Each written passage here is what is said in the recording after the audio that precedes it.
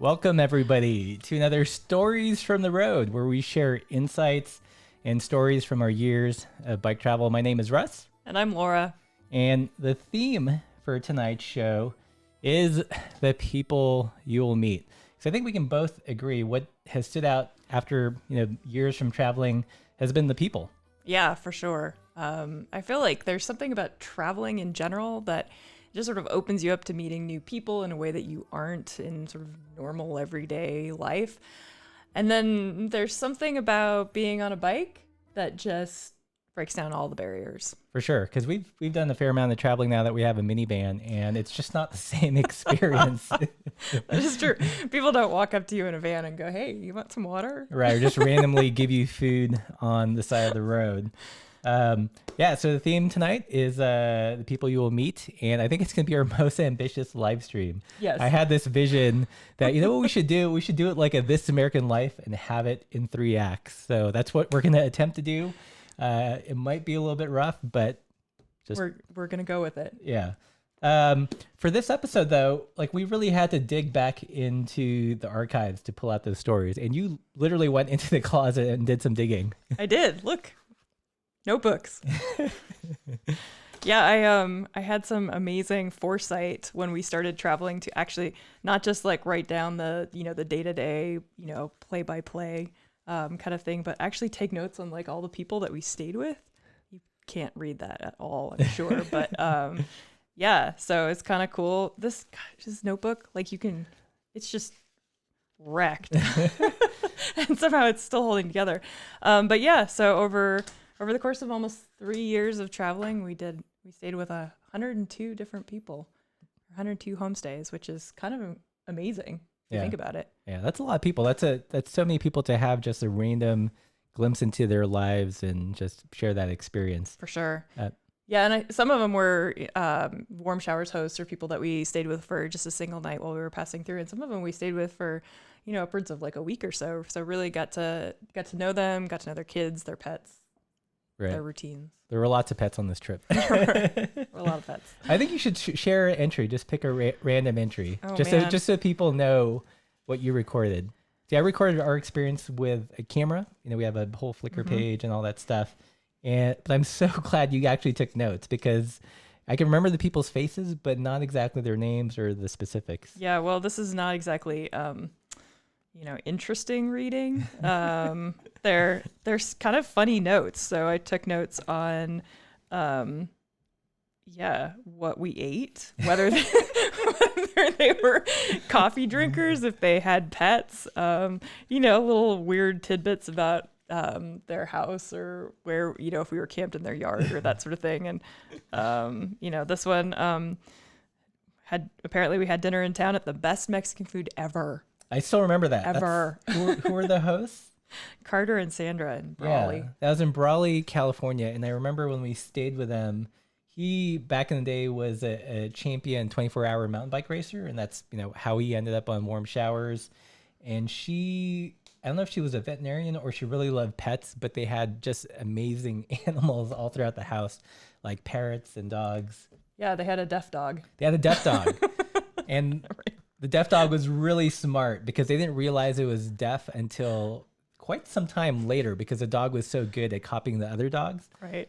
So it yeah, I remember she told me like she went up behind the dog once and tried to scare it and didn't move, and that's when it finally dawned on her that Right. the dog was deaf. Right. So Yeah. So yeah, 102 different homestays. Cool. Well, we're not going to go through all those stories, Right. but we will go through a couple of highlights from that trip.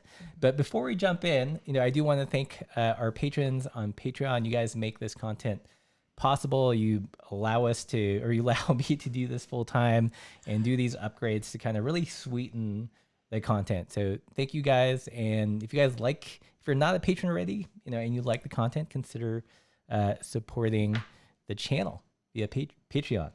So I think we're going to move on to our first act, which is the kindness of strangers.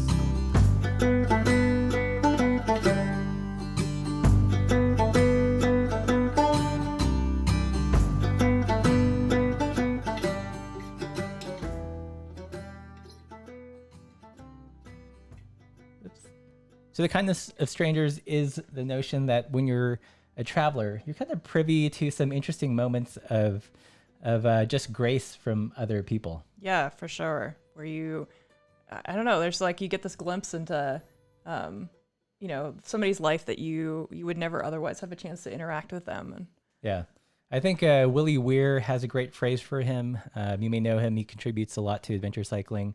I think his phrase is enabling kindness. And there's something about being on the bike, being vulnerable and open that welcomes interactions. Mm-hmm. And he argues that, too often in our daily lives, we don't have that opportunity to show kindness.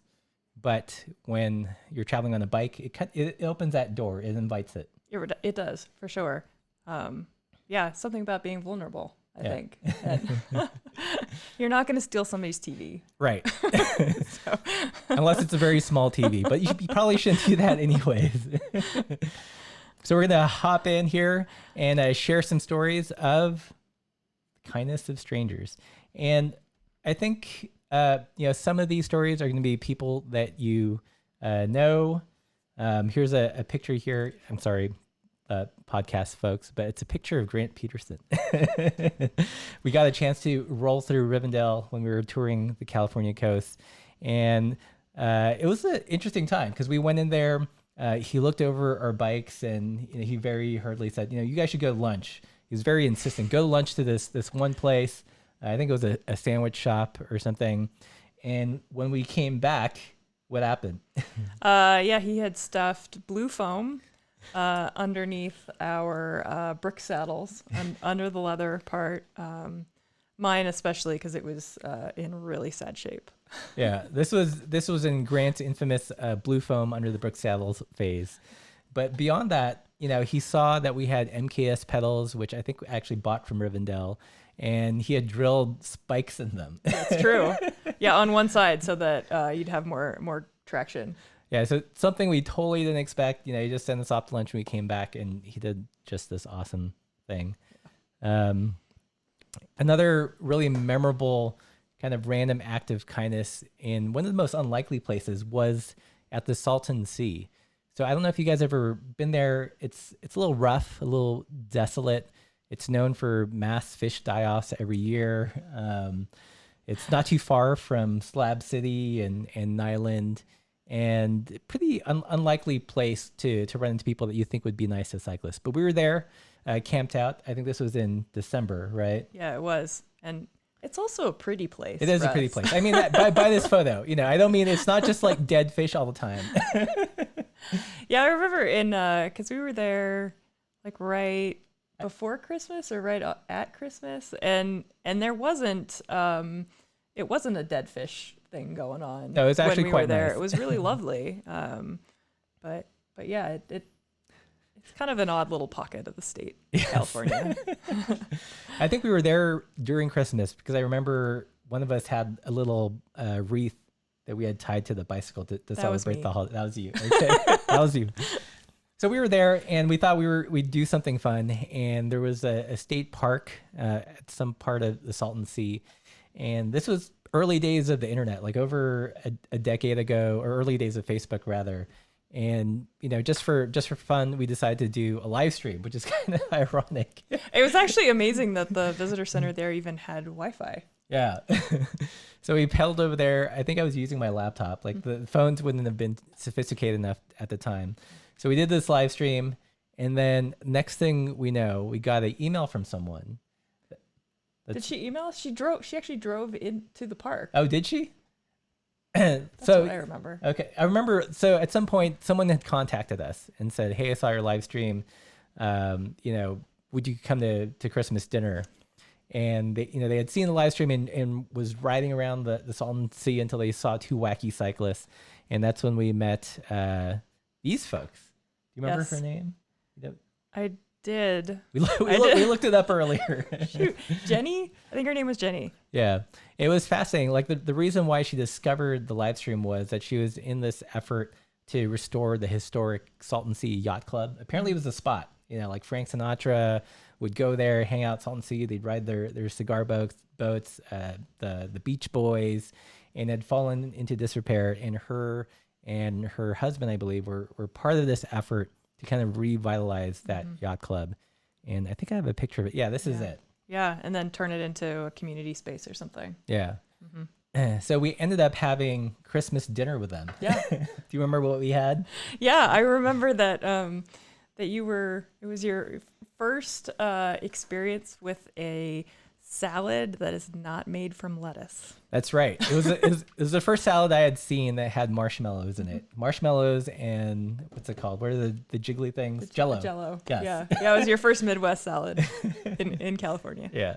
So completely unexpected. One moment we're in this beautiful, somewhat desolate place doing a live stream 10 years ago. Yeah. And next thing we know, this person approaches us and asks us out for Christmas dinner. Yeah. So it's pretty cool. It was very cool.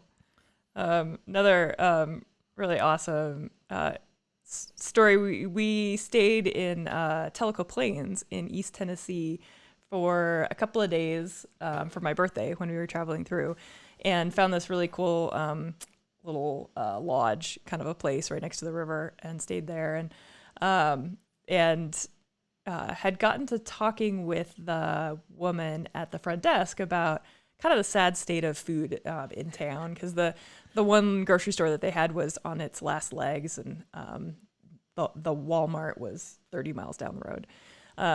And we were, trying to figure out how we were going to stock up for the next couple of days. And fast forward a couple of days, we popped back in to pick up something that had been mailed to us, and she had brought this bag of veggies from her garden, and some sausages that were made locally, and I think even like a little mini bottle of wine.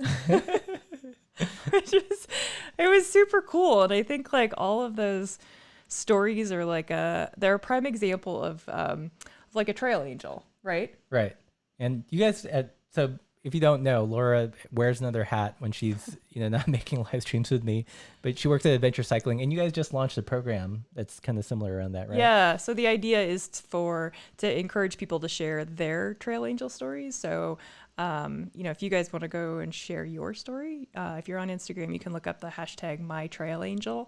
And it's been pretty cool, like all the different stories, people bike traveling around, and the people that they've met that have really helped them out of a bind. And yeah, so cool. Yeah, you had mentioned that we went to the post office to pick up something, and I know what it was now. Do you remember? I don't. It was so I had gone into fly fishing. We were fishing somewhere on Tellico Plains, and at one point I was on the river, and the thing about that bit of river is it's a dam controlled, but there's no like big horn or something. And while we were on a gravel bank kind of in the middle of the river, we saw it quickly rising like inches. Yeah. And we scrambled. I remember tossing my camera gear on the upper bank, and in the rush I had left parts of my fly rod. It was what was it? It was like a 6-piece Orvis. No, it wasn't an Orvis. LL Bean. It was wasn't it? So yeah, a 6-piece LL Bean fly rod. And I lost half the segments down the river. And I was so bummed because I was just, getting the hang of casting and everything. And I remember calling LL Bean and telling this story, the customer service guy, and he was just laughing.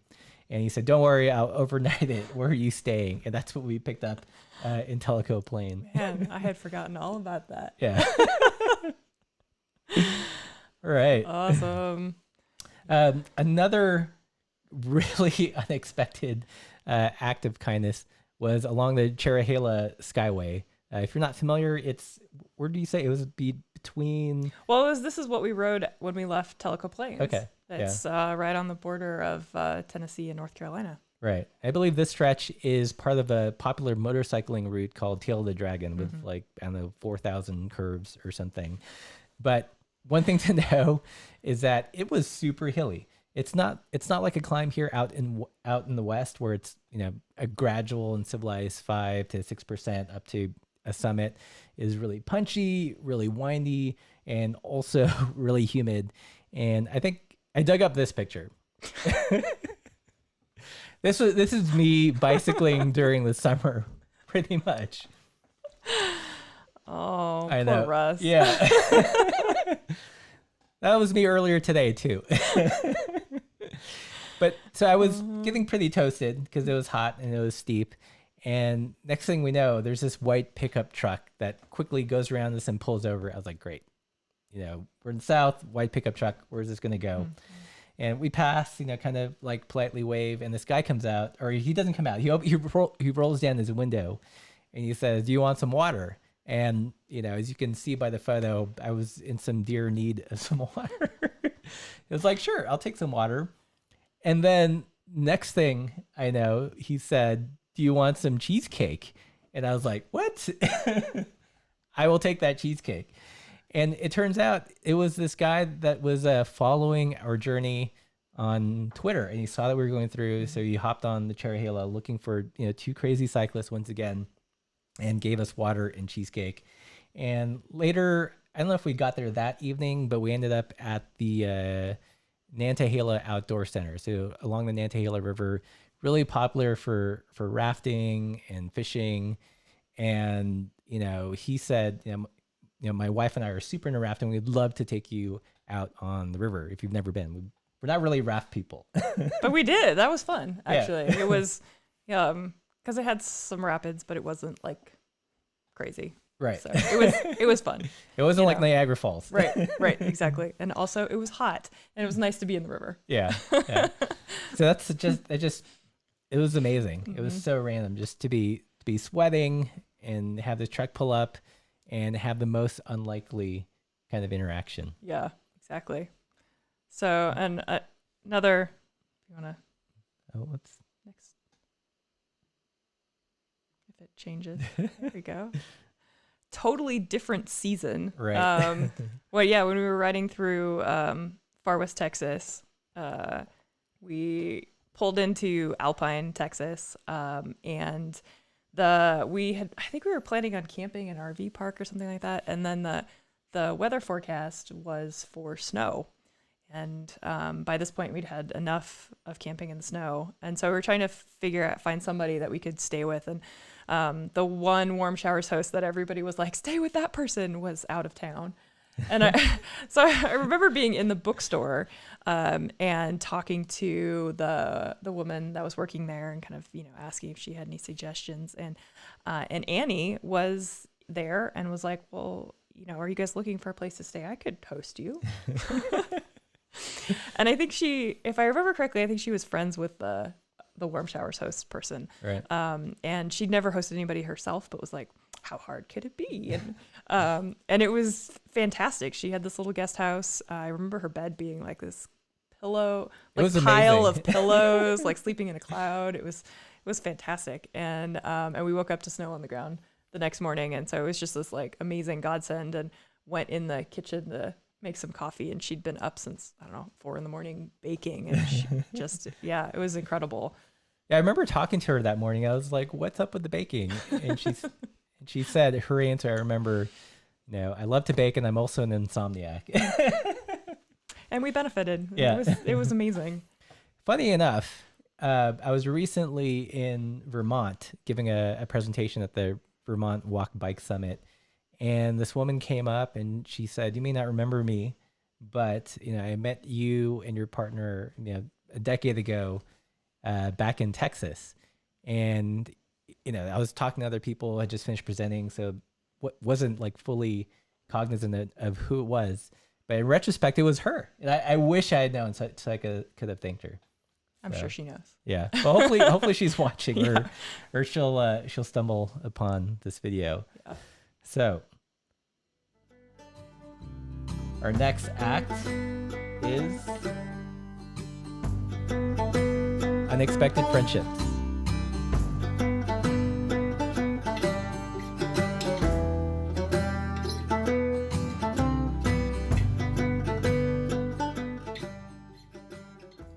So I think one of the cool things about traveling by bike is that you just find yourself with people, all sorts of people. Sometimes you get to choose, sometimes you don't choose, but you make the best of it. Absolutely. Yeah, I remember staying with a lot of people that had totally different politics than we did, that, had totally different hobbies than we did, that, you're sort of like, you are on a totally different wavelength, path in life than me, and I would never have a chance to like interact with you. Our paths would never cross, and for some reason they did. Somebody had connected us, or something like that. Yeah, or if you happen to find yourself in just a place that gets a lot of travelers, there's this kind of common grace between people. Like you realize that you're not going to be together for very long. So you don't have to do this dance, right? This social dance. You can just cut to the chase, get your story out there, exchange stories, bond over what you have in common. And that's the theme of this this part of the presentation. So one of the most memorable stories from this was actually in Wichita, New Mexico. And you probably wouldn't have heard of Wichita unless you were doing the Continental Divide Trail either as a hike or as a bike ride, but it's pretty near its southern terminus. Oh yeah, it's like at the end. It's like spitting distance from the Mexico border. Yeah, and we were passing through there, and before we had gone there, we were staying with a friend in Bisbee, and he had mentioned that there's this guy in Wichita that if you go there by bike, he'll let you crash on his lawn. We were like, okay, if you say so. I remember like rolling into town and we were like, we know nothing other than there's a guy, and let's hope that there's a sign or somebody will point us in the right direction. Yeah. So when we'd gone through, Wichita had definitely seen better days, mostly dirt roads there just through town, not a whole lot of businesses. I think there was one small rural post office, and I don't even remember a market. I remember that there was like the convenience store, the skeleton of like a gas station convenience store kind of a place that was long closed. Yeah. And so we got to Wichita. We didn't exactly know where this guy was. And this woman on the truck sees us and says, what are you guys doing here? And we're like, we're looking for this guy. We're supposed to be able to camp on his lawn. And she said, oh, you mean Sam? I was like, yeah, Sam, that's the guy. Sounds good. So we followed her to, this other just really kind of humble home. And that's when we met Sam Hughes. And if you've ever had the pleasure of, hiking or biking the CDT over the last, 2 decades, you might have met Sam Hughes. I think at the time, this was back in 2010, a decade earlier, a hiker had tumbled through town and asked for a lift to the border. And he said, sure, I'll take you there. And they got to talking. And that's when he discovered about this thing, the CDT that people did. And since then, he became a trail angel. So he has a CDT sign out on his property. He's got a little CB radio. He goes out to the different water caches that are near Wichita and, fills it up with water. And if you're passing through the trail, wrapping up your journey, he'll take you where you need to go.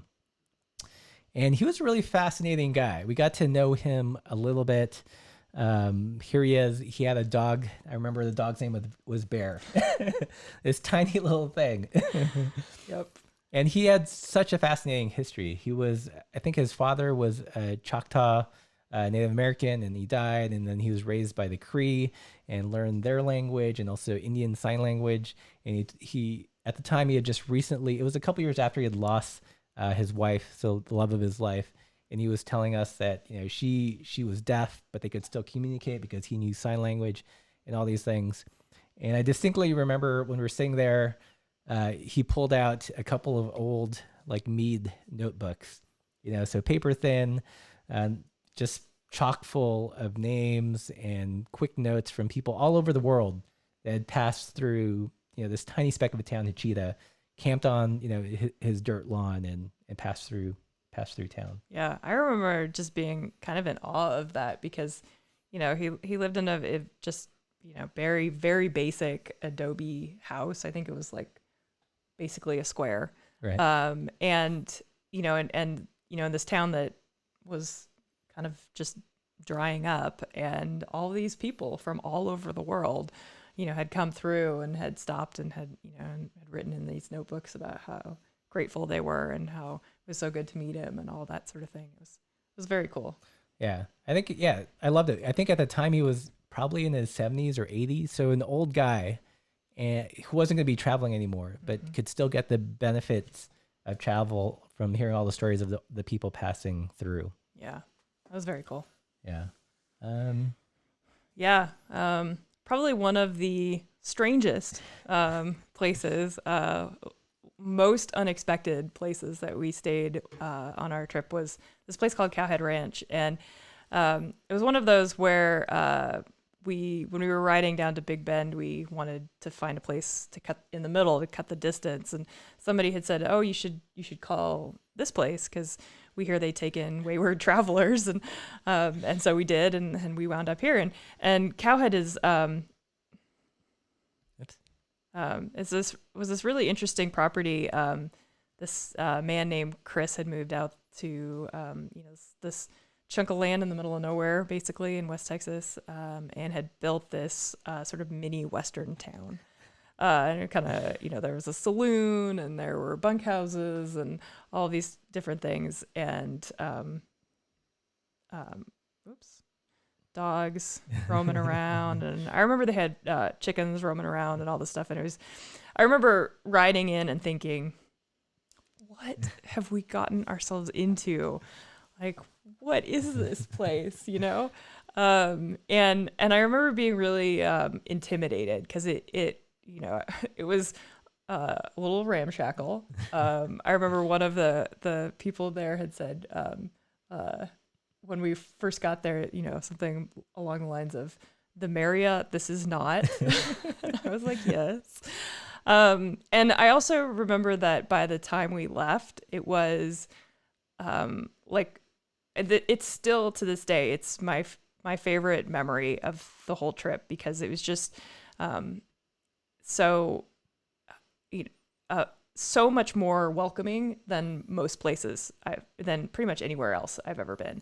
And it was really fascinating because they did sort of like take in wayward travelers, so people passing through, and a lot of people on motorcycle and stuff, and we were the first people on pedal bikes that had been through there, but they totally just welcomed us and said, brought us in, and we crashed in one of their bunkhouses, and you can kind of see the blurry dark in the back, kind of in the middle, was this character named One-Eyed Luke, and he wore an eye patch, and he was sort of known in that part of the country for his cowboy poetry. Yeah, there was a cowboy poetry festival going on in Alpine. Yeah, and that's why he had stumbled there. Yeah, for sure. And they, I remember they had made a big pot of beans and cornbread, which was just unbelievable, and just invited us to hang out and dig in, and then we all went outside and had this huge pallet fire and sat outside. As you do in far West Texas. Yeah, I mean, I think it was like 20 degrees, but it was incredible because it's just this huge sky, just dotted with stars, and One-Eyed Luke reading his cowboy poetry, and we were just all hanging out, telling stories, and just really an incredible experience. That's Chris. And I just remember thinking, like, again, one of those experiences of, this is most definitely not somebody, like, I wouldn't have looked twice if we were driving by, and it's still, like, without a doubt, one of my favorite stories, favorite memories, the whole trip. Yeah. Cool. Well, if you guys are enjoying story night, let us know. give the video a thumbs up. It totally helps, it helps the channel. And I think we're going to take a little interlude here, because while we're talking about Far West Texas, I made a video kind of summing up our feelings at the time while traveling. Again, trust me, or please forgive the production value. This was over a decade ago. It was mostly shot on a GoPro. But I remember we were having experience after experience at all these interesting hubs with these travelers that I wrote a quick script and, recorded some music. There was a musician that was playing and put together this little video. And I'll let you guys watch it and enjoy. That's pretty good. Still don't sound right.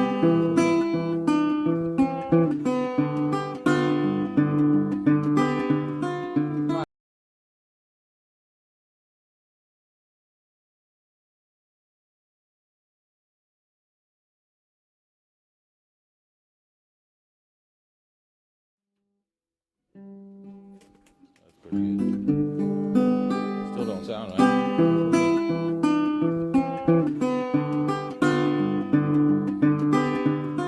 Not quite in tune. It was just one of those perfect moments when you're traveling. A moment that will never likely happen again in the same exact way. A random collection of people, nomads and gypsies coming together. So we're sitting there at a sort of outdoor table at La Loma del Chivo in Marathon, Texas. There's Alan from England bumming around the country with 2 video cameras. Jared, who's the manager of the hostel until he enters the Marines in 2 months. Then there's an Australian guy and a guy named Adam. Not quite sure where he's from, but both are woofing. They're traveling from organic farm to work. And then there's Mike, a street performer from New Orleans who's moving back to Austin. And in each of our hands, a can of Lone Star beer. It doesn't get better than this, folks. Someone asks Mike to bring out his steel guitar and he obliges. And just then, under that canopy of perfect stars, and in front of the glow of a warm fire, everything seems perfect. And you think to yourself, this is why we're doing this, for moments just like this. It's the sort of the moment you keep and you hold on to and revisit when things aren't going so well. When it's cold and rainy and all you've got is a tin of Vienna sausages for dinner. Much like today, in fact. So through the magic of the internet's people, we're going to share this special moment with you. This is one of my favorite songs. Not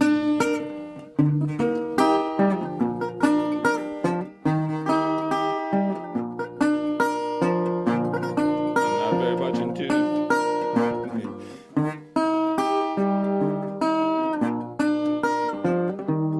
Tarzan wasn't a ladies' man. He just come along and scoop 'em up under his arm like that.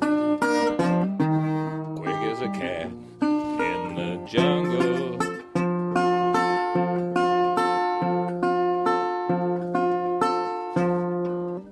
Now Clark Kent, there was a real gent. He would not be caught sitting around in no jungle scape, dumb as an ape, doing nothing.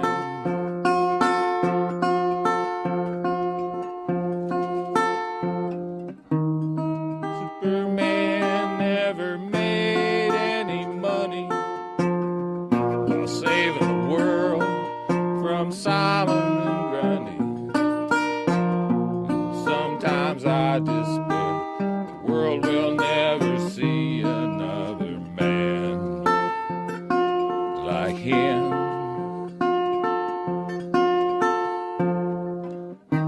Hey Ma,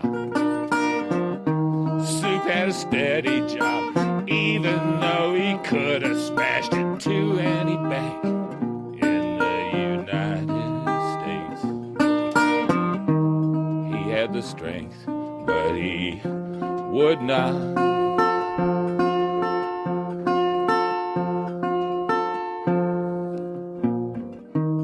Folks said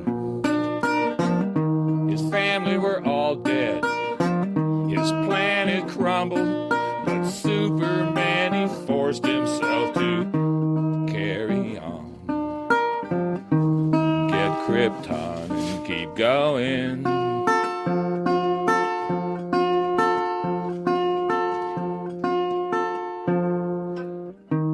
Superman never made any money while saving the world from Simon Grundy. And sometimes I despair the world will never see another man like him.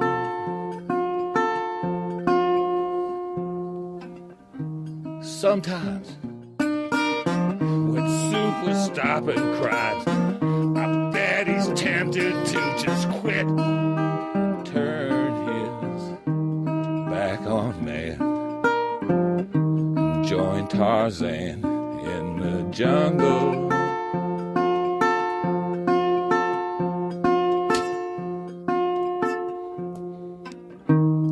But he stayed in the city.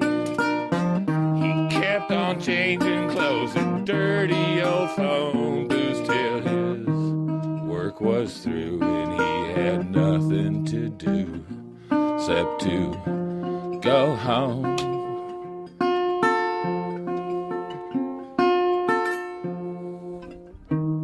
Superman never made any money while saving the world from Simon and Grundy. And sometimes I despair the world will never see another man like him again. Superman, out of tune. All right, what a blast from the past. Oh man. Yeah, so that was just over 10 years ago. Oh wow. And it's funny cuz like no joke. Like I actually go back and dig that out of the archives every so often cuz it's on YouTube. Yeah. And watch it cuz it's just like it still makes me kind of teary, you Oh, know. for sure.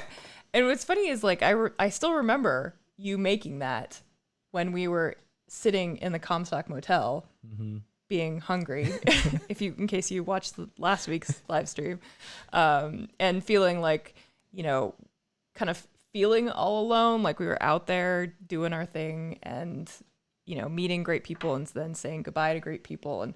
And this just always like reminds me that it was worth it. Right. You know? Yeah. Well, I hope you guys enjoyed that interlude because now we are moving into the final act. Unfortunately, Act 3. Act 3. I'm going to do my best Ira Glass here. See you down the road.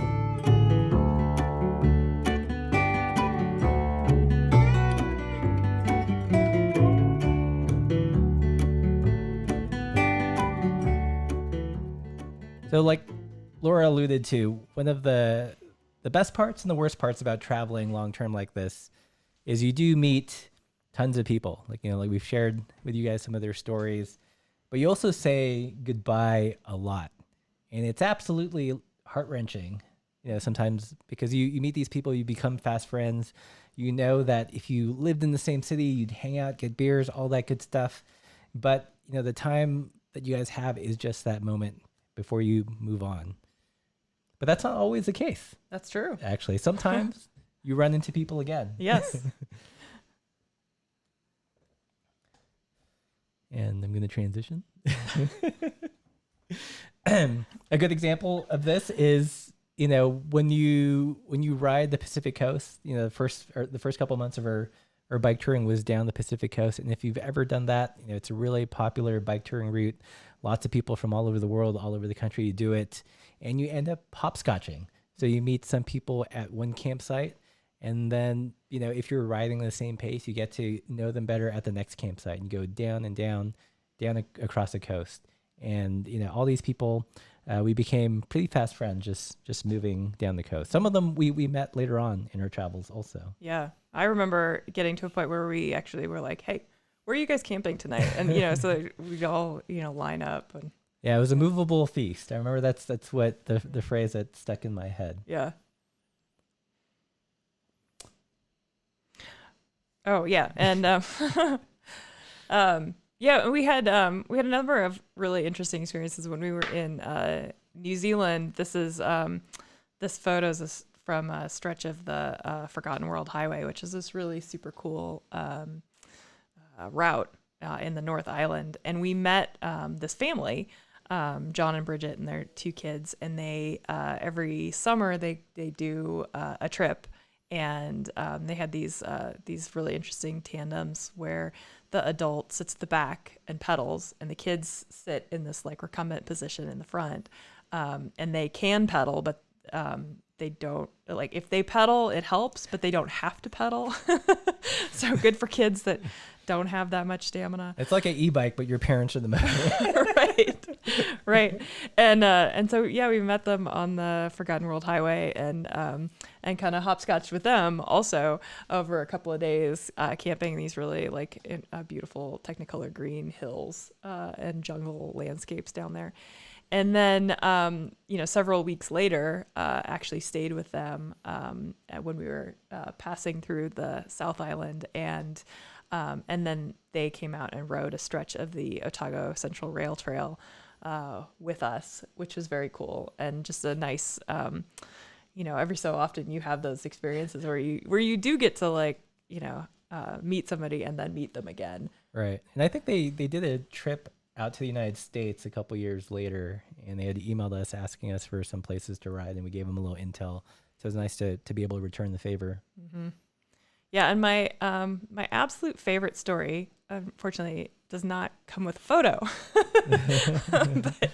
But, so this is, you're gonna have to use your imagination, and this is the best I can come up with, because this is roughly the setting.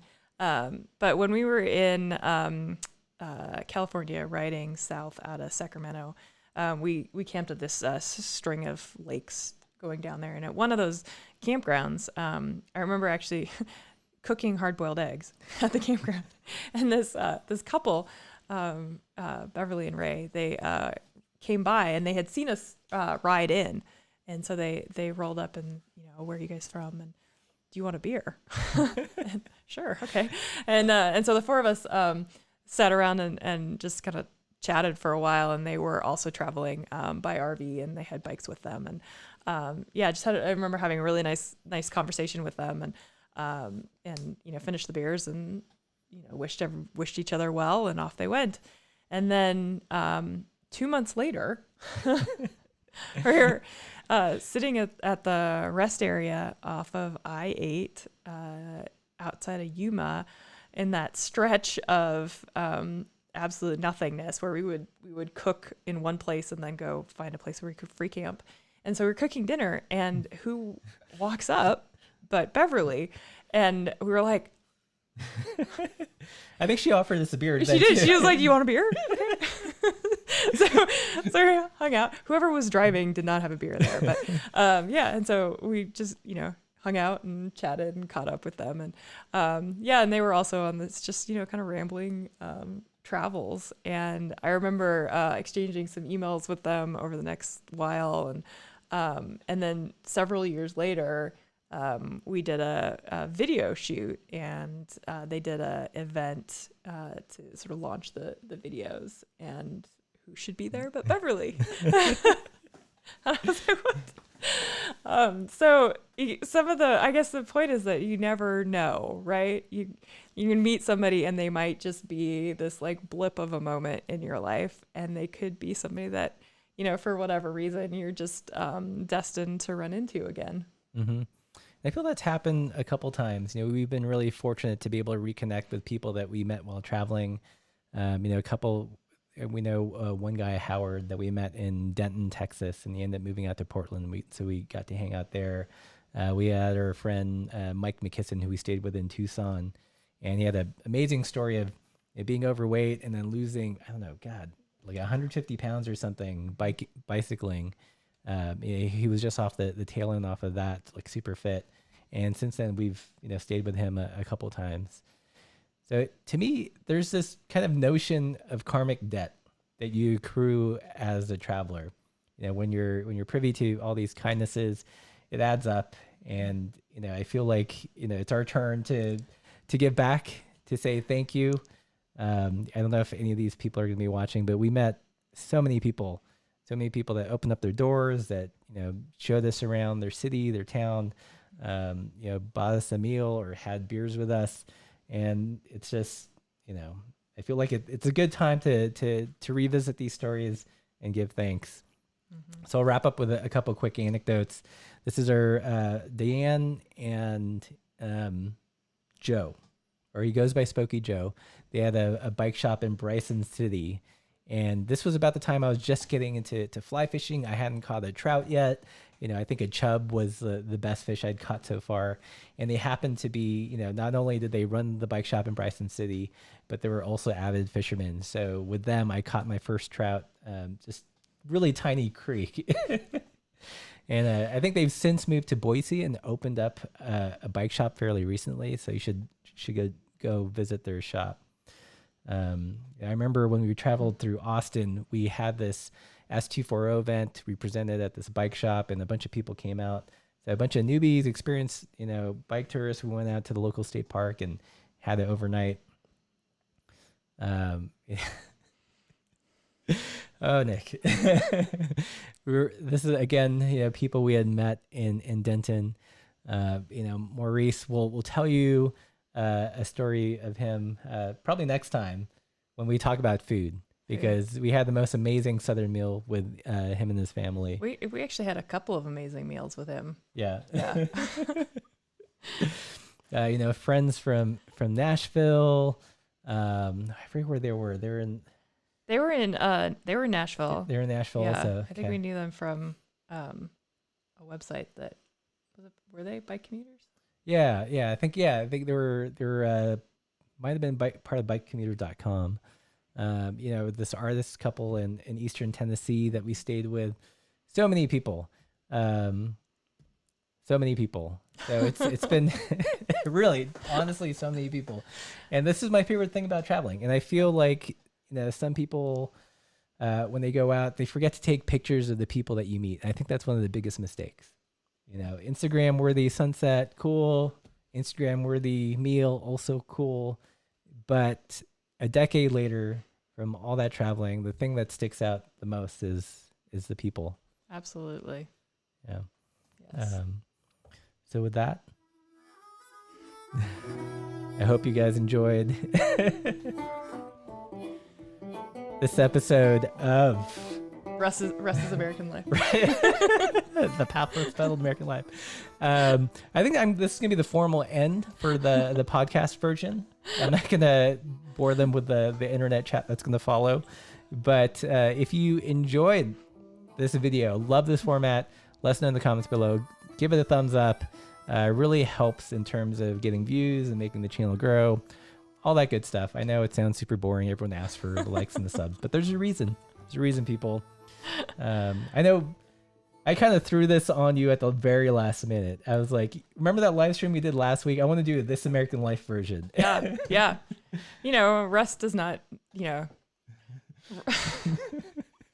Russ doesn't, take the next step in small steps. You Right. just like to take a big bite out of Yeah, things. for sure. So let's just do this big and elaborate setup. But pretty fun to go back and remember all the different people that we've met and kind of talk about some of that, because that really is, that's the heart of traveling. Yeah. So I think we'll hang out in the comments for a couple minutes. If you guys have any questions about the places that we mentioned, let us know. I know I saw one go by that was asking about the hostel in Texas. So Loma del Chivo, it was in Marathon, Yes. pronounced Marathon, not Marathon. And what I remember about it is that it was a papercrete construction. So basically, you're living in a paper mache, and it didn't have a single straight wall in the entire building. It was all kind of rounded shapes, animals coming out of the walls. Yeah, it was very much like what you would expect a kind of high artist to come up with. A very high artist. Yeah, it was cool. I honestly have no idea if they're still around. Yeah. But yeah, it was a cool space. Yeah, I guess we should give some updates. You know, Cowhead Ranch, I know that Chris passed away a couple years ago. Someone had emailed us and told us that. I think Sam did too. Yeah, Sam passed away a couple years ago as well. The last I heard, someone might have taken up his torch in Hachita. I'm not sure. Hopefully someone has. Yeah. Because that's kind of a pivotal spot to have some support along the CDT. For sure. Yeah. Question if we've ridden in Minnesota, North Dakota, or Michigan. The answer is pretty much no. We've done a little bit of riding in Minnesota, going out for some salsa events, that kind of thing, but not enough by any stretch. Yeah. So David asks, if Texas is mostly private land, where do you camp when touring? Always have to find a hotel or private campground. That is a tricky part about Texas. Yeah, it was, especially when you're covering big distances, especially like West Texas, where it really is all private land and there's long distances between places. Yeah, I remember when we were going through that stretch in Far West, there was, what's it called? Someone had a big like space camp thing. Was that Jeff Bezos or? I think so, yeah. Yeah, some private space facility, and you'd see all this open land and then just like miles of fence, and you couldn't go in there. So for that, we try to be respectful of private property. So we do, when we can, try to find a campground or stay in a motel or something. Yeah, I mean, I know a number of bike tourists, and Willie Weir, of course, is pretty famous for this, who like to knock on people's doors and ask if it's okay if they camp on their property, especially, if you're in farm country, and there's just a big open field somewhere. So that's not something we did a whole lot, but it's always an option. Yeah. So here's a question here. If you were to do it again, what bike would you bring? Would you have changed your bike if you could do that? I don't know. I mean, the bike that I rode at the time was perfect for who I was at the time. I wouldn't want to ride it right now. Yeah, but I think it's the only bike that could have carried the amount of gear that we had. I mean, we were packed to the gills. For sure. Yeah, I mean, I think if we were to do it all again, we would do it differently. So I don't know if we can answer that. Yeah. It's tricky. Like I think I like your answer that, at the time it was the right bike. I don't think there's a notion of a perfect bike. Trust me, I've reviewed a lot of bikes, and each one has its pluses and minuses. Yeah. Oh, that's a good update from Steve. Which one? All right. So Steve Fuller. I know that Jeffrey Sharp is kind of a trail angel in Hachita. Right. Good to know that there's somebody there. I remember thinking when we were staying with Sam, is like, I don't know how long he's going to be around, but I hope someone takes his place, just because it's so remote, and the services he provides is super valuable to the people that need them. For sure. Yeah. Let's see. Would you go back? So we got asked this last week. Would you go back on the long tour? And my answer is probably not. I think for me, one of the hardest parts of being on a long tour are those places where there's no good place to camp, and so you wind up at just some kind of sad RV park somewhere. Right. And those were always really depressing to me. So I think it would be, I would, definitely do some touring again, long distance kind of thing, but it would be more, I think, curated ahead of time. Yeah. I think for me, super long distance touring where you're moving constantly, I don't know. It's funny. I feel like you don't really get a sense of a place because you're always moving and negotiating where you're going to stay and eat and all that stuff. So you don't really sink in, meet the locals and all that stuff. And as you can see, one of our favorite things is to chat with people, and it's hard to do when you're constantly moving. So I think a base camp model would make more sense for us now. So finding, a small destination, doing loop rides, getting to really know the local businesses and hopefully meet some people there. For sure. So, Yeah. One day when everything's open again. yeah. That's true, except the crust. Man, But even the crust has its issues. yeah, crust is a lovely bike, but I don't think it could have carried all that weight. No. I mean, just to put it in perspective, we carried, there's 150 pounds of gear plus ourselves on the bike, and for the time for that ride, the long haul trucker was the about as perfect a bike as you could ask for. I really think it was the only answer Yeah, back then. So yeah. yeah. Awesome. Cool. Should we take it home? I'm gonna Go. play some sounds. Oh yeah. Nice. Yeah. Russ has this new fancy mixer. It's so good. It's so good. I can play sounds, music, sound effects. It's just, we're upping the production value on these live streams, people. So speaking of which, thank you for spending an hour with us this evening. This was super fun to do, albeit a little stressful. Yes. I think we'll keep doing them, right? I would like to. I Yeah. think the next one should be the food. Yeah. Yeah. We're trying to do these stories thematically just so there's something that ties it all together. It's not just random anecdotes. And food is a big thing that has popped up many times. Yeah. Yeah. Especially, I think, because there's such interesting regional differences. Oh, for sure. And so, like, the different, the foods that you find in Louisiana, the way that barbecue changes between Texas and North Carolina, all those different things. So, Yeah. yeah. So if you like food, I'm making myself hungry. I know, and I know you must because you ride bikes. You're gonna like next week's episode. What are we calling it? I don't know. I think food we've met. Yeah, food you will like, or hunger is the best sauce. Let us know which you think should be the title. Nice. But thanks again, everyone, for joining us this evening. Thanks again. If we stayed with you and you happen to see this video, Absolutely. we owe you a lot.